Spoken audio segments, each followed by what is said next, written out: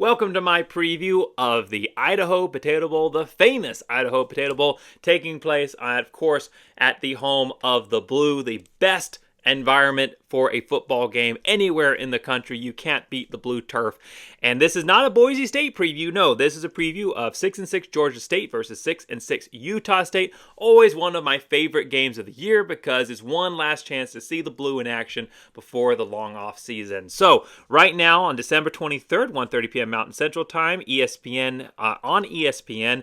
This is a game where Utah State's coming in favored, 58.2% chance of winning, and given a 3-point nod per Vegas. But this is not the same Georgia State team that got to bowl eligibility at 6-6 because they have a lot of opt-outs in this game. Utah State, they have some injuries they're dealing with, but opt-outs has not been a major problem for them. For Georgia State, and again, I do clarify that bowl mania, bowl season is crazy now with the opt-outs and transfers, and so things can shift quite quickly, and people can enter the portal right before the game. So these people that I'm going to mention are out. There could be others that I don't mention, and I apologize if that doesn't come out in this video. But at least for this one right now, Georgia State is going to be having some major losses coming into this matchup. Their number one rusher, running back Marcus Carroll, 1,350 yards rushing on the season, 13 touchdowns, 234 yards receiving, not playing. Their number one wide receiver, Robert Lewis, 877 yards receiving, 7 touchdowns, not playing. They're also missing their top cornerback and a right tackle. So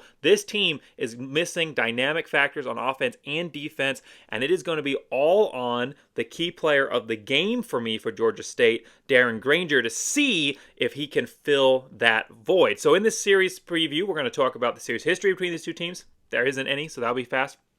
Key players, already kind of previewed that a little bit. Keys to the game for both of these programs, and then a summary at the end about who I think will win, score prediction, and a little bit of a wrap-up as well. So, coming into this matchup, key player, let's just start with that. For Georgia State, like I said, it's their quarterback. 2,364 yards passing, 17 touchdowns, 7 picks. He is also a factor in the run game, which is a good thing for Georgia State because nobody else on this roster has proven they can tote the rock. Their number one rusher is out, but they still have a guy with 625 yards rushing and 8 touchdowns, and that's their quarterback. They're very dynamic, mobile quarterback who can get it done in the ground game and through the air. For Utah State, my number one guy for them is going to be Jalen Royals. You know, there's been a lot of injuries through Utah State, and really it's been a quarterback shuffle the last couple of years due to partially injuries as well. But one consistent shining light, at least this season, has been Jalen Royals. 1,023 yards receiving, 14 touchdowns. He's had a touchdown in all but 3 games this season. And he's going to need to have a couple big ones in this to get the win for Utah State.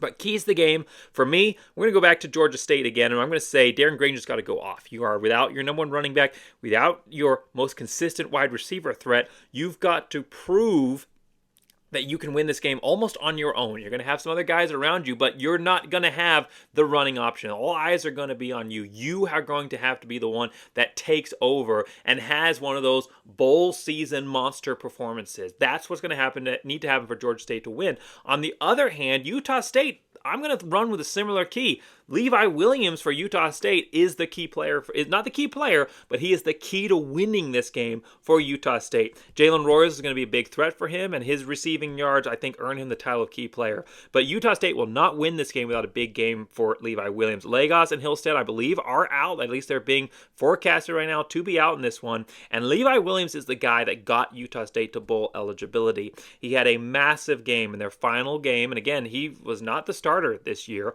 but he came into the last game, 198 yards passing, 2 touchdowns and a pick, and also 153 yards rushing on the ground with 3 touchdowns to win a double overtime 44-41 finish. The defense did not show up for that game. Not really anybody else showed up for that game, but Levi Williams did, and he is the reason that Utah State is 6-6 right now and not sitting at 5-7 on the outside looking in for bowl eligibility.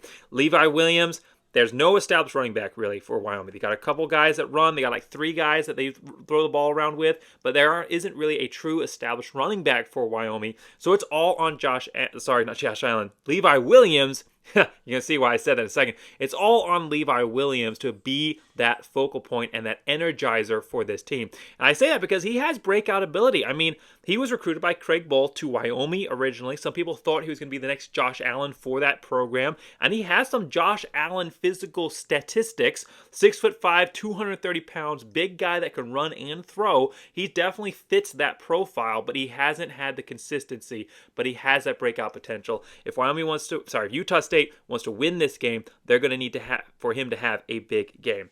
So summarizing, who do I think is going to win this one? Well, injuries are plaguing the Utah State roster. I mean, it's a reason that they only ended up 6-6 without a further potential. And they really have been very inconsistent offensively. But their quarterback has a high upside, and they don't have opt-outs, which means that this team still has buy-in, and these players are motivated to play in this game. Georgia State on their end, though, 5 losses to end the year. This is a 6-6 team, but at one point, they were sitting with only 1 loss on the season, and I hope to play for so much more. I mean, they could have gone through the rest of the season, finished 11-1, 12-1, had a chance to maybe challenge Liberty for that New Year's 6 slot. And the end of the year, 5 losses.